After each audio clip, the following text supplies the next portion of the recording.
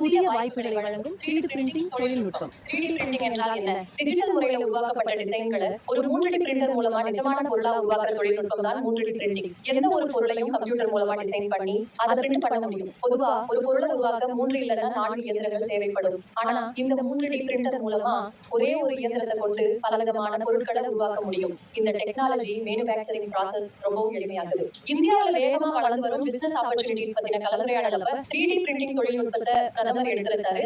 நம்ம mobile phone இல்லைன்னா லேப்டாப்ல இருக்கிற டாக்குமெண்டா பேப்பர்ல பிரிண்ட் பண்ற 2D பிரிண்டிங் பத்தி நம்ம எல்லாருக்கும் தெரியும். ஆனா இந்த 3D பிரிண்டிங் தொழில்நுட்பம் மூலமா மூலப்பொருட்களை பயன்படுத்தி நிஜமான பொருட்களை பிரிண்ட் பண்ண முடியும். 3D பிரிண்டர் வாங்குவதற்கான முதலீடு 3D பிரிண்டர்கள் பலவிதமான விலைகள்ல கிடைக்குது. சின்ன பிரிண்டரோட விலை 20,000 ரூபாயிலிருந்து 25,000 ரூபாய் வரை இருக்கு. தொழில் தொடர்பான தேவைகளா இருந்தா 70,000 ரூபாய் தொடங்கி 1,00,000 ரூபாய் வரையிலான நடுத்தர வகை 3D பிரிண்டர் வாங்குறது நல்லது.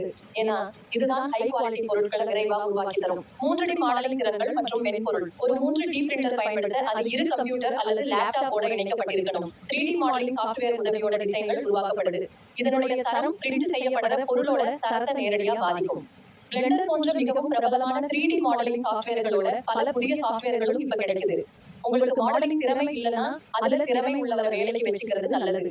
3D பிரிண்டிங் தொழிலை தொடங்க தேவையானவைன்னு பார்த்தா லேப்டாப் இல்லைன்னா கம்ப்யூட்டர், ஒரு 3D பிரிண்டர், 3D மாடலிங் திறமை, அப்புறம் 3D பிரிண்டிங்கிற்கான ஃபிலமெண்ட்ஸ். இந்த ஃபிலமெண்ட்ஸ் தான் 3D பிரிண்டிங்கிற்கான முக்கியமான மூலப்பொருள் ஆகும்.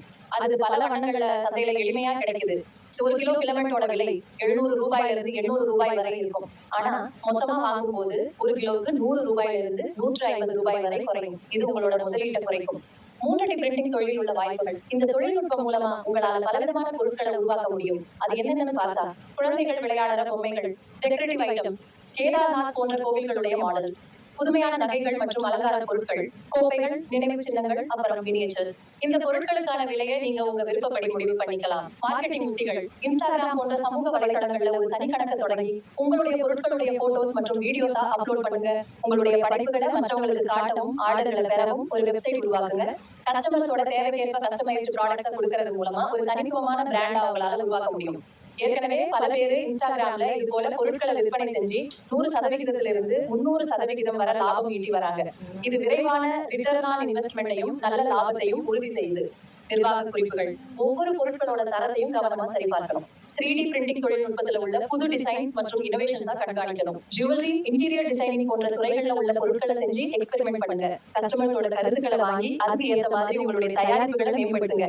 இந்த தொழிலை தொடங்குறது மூலமா கிராமப்புறங்கள்ல கூட வேலைவாய்ப்பையும் லாபத்தையும் உருவாக்கி இந்தியாவோட பொருளாதார வளர்ச்சிக்கு உங்களாக பங்களிக்க முடியும். பல கல்வி நிறுவனங்கள், மருத்துவமனைகள் மற்றும் ஸ்டார்ட் அப் நிறுவனங்கள் ஏற்கனவே இந்த தொழில்நுட்பத்தை பயன்படுத்தி இனோவேட்டிவ் சொல்யூஷன்ஸா கொடுத்துட்டு இருக்காங்க.